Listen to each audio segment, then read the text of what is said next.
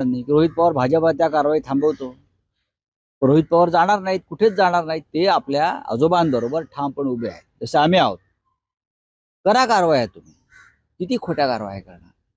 हा महाराष्ट्र हा स्वाभिमानी महाराष्ट्र आहे.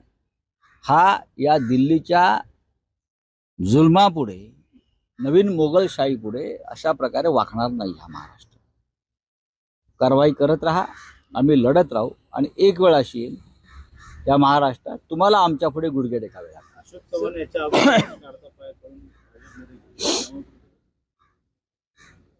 आता रोहित पवार यांच्यावरची कारवाई सुरू, अशा प्रकारची कारवाई अजित पवार यांच्यावर सुद्धा झाली. त्यांनी गुडघे टेकले आणि भाजपात पळून गेले. प्रफुल्ल पटेल यांची प्रॉपर्टी जप्त केली. इक्बाल मिर्चीशी संबंध असल्याचं पुरावे ईडीने दाखवले. ते भाजपात गेले, कारवाई थांबली.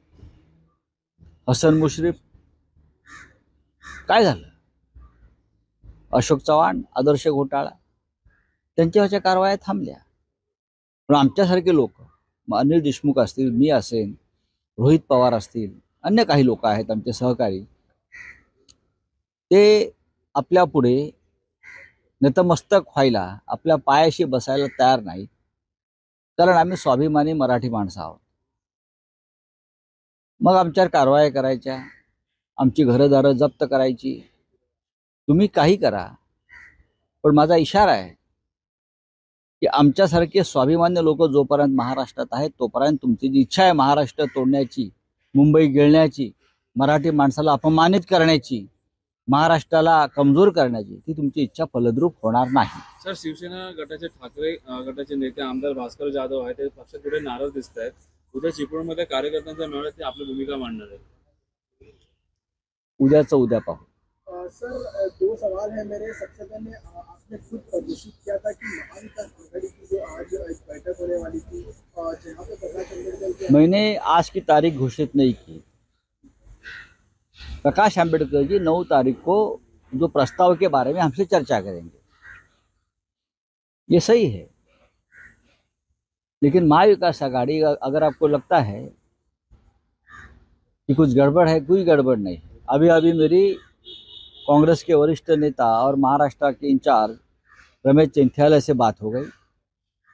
सुबह बाला साहेब थोराट से बात हो गई. शरद पवार साहब से निरंतर बातचीत चल रही है. प्रकाश आंबेडकर साहब से कम्युनिकेशन चल रहा है. 1-2 दिन में हम वापस बैठेंगे. तर जागे वाटपासंदर्भात काल अमित शहाकडे मुख्यमंत्री गेले होते, फार उशीर झाला होता. आश्चर्य आहे, ज्या स्वाभिमानासाठी शिवसेना सोडली वगैरे असं म्हणतायत, हा, हे तुमचे कोणते मुख्यमंत्री एकनाथ शिंदे, अजित पवार, आणि दिल्लीत जाऊन भांडी घासावी लागतायत व्यापाऱ्यांची. 2-4 लोकसभेच्या जागांसाठी डुप्लिकेट शिवसेनेचं नशीब हेच आहे. शिवसेना जी आहे उद्धव ठाकरे यांच्या नेतृत्वाखालची, आम्ही 23 जागा सतत लढत होतो आणि 23 जागा लढू. पण जे डुप्लिकेट आहेत त्यांच्या वाट्याला 5 जागा येत नाहीत. 5 जागांचे तुकडे कुत्र्यापुढे हाडूक फेकावा असे फेकल्याची बातमी मी वाचतो आहे. अजित पवारांना काय 2-4 जागांवरच बोळवण करतायत, बरं का. डुप्लिकेट शिवसेना, डुप्लिकेट राष्ट्रवादी काँग्रेस यांनी जास्त अपेक्षा करू नये. त्यांचा अस्त जवळ आला आहे. थोडा जोर लावून ते तिकडे गेले होते, भाजप या सत्तेमध्ये गेले होते. ते काय जोर लावणार व्यापाऱ्यांपुढे? त्या हिंमत आहे जोर लावायची? जोर लावून दाखवावा, जोर लावून दाखवावा. आम्ही स्वाभिमानी होतो, आम्ही जोर लावून बाहेर पडलो स्वाभिमानासाठी. इस तानाशाही के खिलाफ आवाज उठाते हैं, उनकी सभी चीजें सरकार को, ईडी को इलीगल लगती है. लेकिन अगर रोहित पवार जी कल बीजेपी में जाएंगे या अजित पवार में जाएंगे तो पूरी इलीगल चीजें ऑटोमेटिक लीगल हो जाएगी. जैसे अजित पवार जी की हो गई, हसन मुश्रीफ की हो गई, प्रफुल्ल पटेल जी की हो गई, एकनाथ शिंदे की हो गई, हाँ, भावना गवळी की हो गई. बहुत से लोगों की हो गई। हेमंत बिश्व शर्मा की हो गई, और कितने नाम मैं आपको बताऊं, मुझे बताइए। हाँ, राहुल शेवाड़ी की हो गई, सबकी हो गई। आप हमारे पार्टी में आइए, हमारे वॉशिंग मशीन में धुलकर बाहर निकलिए, तो आपकी सभी चीजें क्लियर हो जाएगी। रोहित पवार जी को मैं पहचानता हूँ। रोहित पवार और पूरा परिवार उनका कोई भी इलीगल चीज नहीं कर सकता। आप मुझे बताइए, मेरा सवाल है ये लोगों एजेंसी से, जरंडेश्वर शुगर फैक्ट्री का क्या हो गया? वो जो केस था, जरंडेश्वर शुगर फैक्ट्री और भी कुछ बहुत चीजें हैं, उस बारे में आप ईडी की क्या राय है? हाँ, आपने अजित पवार को सभी मामले में क्लीन चिट दे दी, चाहे सिंचन घोटाला हो, चाहे कोऑपरेटिव बैंक घोटाला हो, जो पहले सब इलीगल आप बता रहे थे ना, तो आप तो आपके साथ आने से सब लीगल हो गई। ये लोग जो स्वाभिमानी लोग हैं महाराष्ट्र के, जो लड़ना चाहते हैं आपके खिलाफ, उनको घुटने पर लाना चाहते हैं और लोकसभा चुनाव जीतना चाहते हैं। लेकिन चाहे संजय राउत हो, चाहे रोहित पवार हो, चाहे अनिल देशमुख हो, हमारे जैसे लोग, चाहे पवार साहब खुद, सीनियर पवार, शरद पवार जी, हम आपके सामने घुटने नहीं टेकेंगे। हम लड़ेंगे, और एक दिन आएगा कि आपको हमारे सामने घुटने टेकने पड़ेंगे। सर, रोहित पवार यांच्यावर कारवाई होते, मात्र अजित पवारांना क्लोजर रिपोर्ट जो आहे, क्लीन क्लोजर रिपोर्ट बघा, रोहित पवार यांच्यावर सातत्यानं तपास यंत्रणा कारवाई करतायत. त्यांचा छळ केला जातोय, त्यांच्या कुटुंबियांचा छळ केला जातोय, त्यांना वारंवार तपासासाठी बोलवलं. असं काय गुन्हा केला रोहित पवारांनी? काय केला काय सांगा ना. उद्योग आहे, व्यवहार आहे, लहान सहान गोष्टी मागे पुढे झाल्या असतील, त्याच्यासाठी धडाधड धाडी टाकून त्यांच्या प्रॉपर्टी जप्त करणं आणि बदनाम करणं लोकसभा निवडणुका तोंडावर आहेत.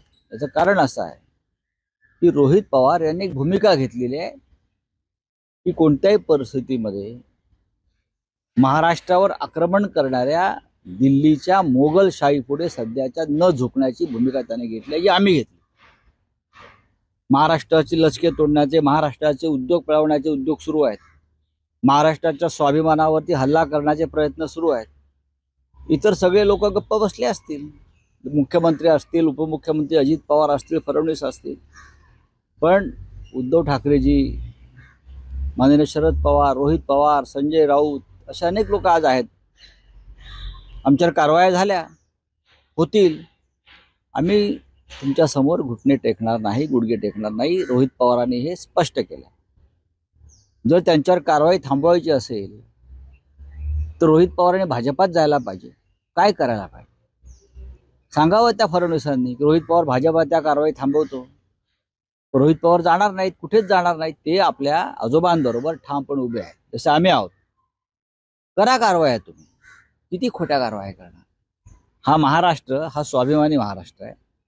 हा या दिल्लीच्या जुलमापुढे, नवीन मोगलशाही पुढे अशा प्रकारे वाकणार नाही हा महाराष्ट्र. कारवाई करत राहा. अजित पवारांना काय 2-4 जागांवरच बोळवण करतायत बरं का. डुप्लिकेट शिवसेना, डुप्लिकेट राष्ट्रवादी काँग्रेस यांनी जास्त अपेक्षा करू नये.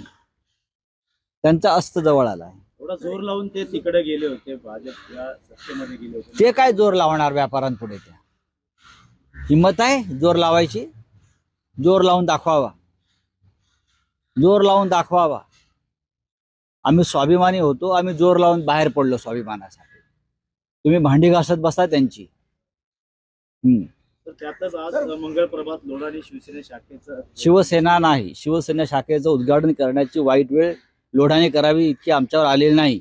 शिंदे गटाची बोला, बरोबर ना. मुख्यमंत्री तिथे उपस्थित होणार, तर रात्री उशीर झाल्यामुळे आणि काय वेळ आलेली आहे की शिवसेना, डुप्लिकेट शिवसेना शाखेचे उद्घाटन करण्याची वेळ, त्यांच्यावर करून घेण्याची वेळ मंगलप्रभात लोढावर करून घेत आहेत. यातच सगळं आलं. मुंबई कोणाला विकतायत, मुंबई कशी विकतायत, शाखा कशा विकल्या जात आहेत उद्योगपतींना, व्यापाऱ्यांना, बिल्डरांना. जे बिल्डर त्यांच्या हाऊसिंग कॉम्प्लेक्समध्ये मराठी माणसाला जागा द्यायला तयार नाहीत, त्यांच्याकडून हा शिंदे मिंदे गट त्यांच्या शाखेचं उद्घाटन करून घेतो. यापेक्षा मराठी माणसाचा अपमान तो कोणता? चला. कोस्टल रोड साठी चला. आदित्य ठाकरे ने अरविंद सावंत यांना महाविकास आघाड़ी जो है वो काफी हद तक पॉजिटिव दिख रही है सीट शेयरिंग को लेके, लेकिन उसी के साथ साथ एक लेटर कल बाहर आया था जहाँ पे वंचित सीधी तौर पे बोल रही है कि महाविकास आघाड़ी हमें ऐसी सीट दे रही है जहाँ पे हम चुन के नहीं आ सकते। नहीं, ऐसी बात नहीं है। जो लिस्ट हमारे पास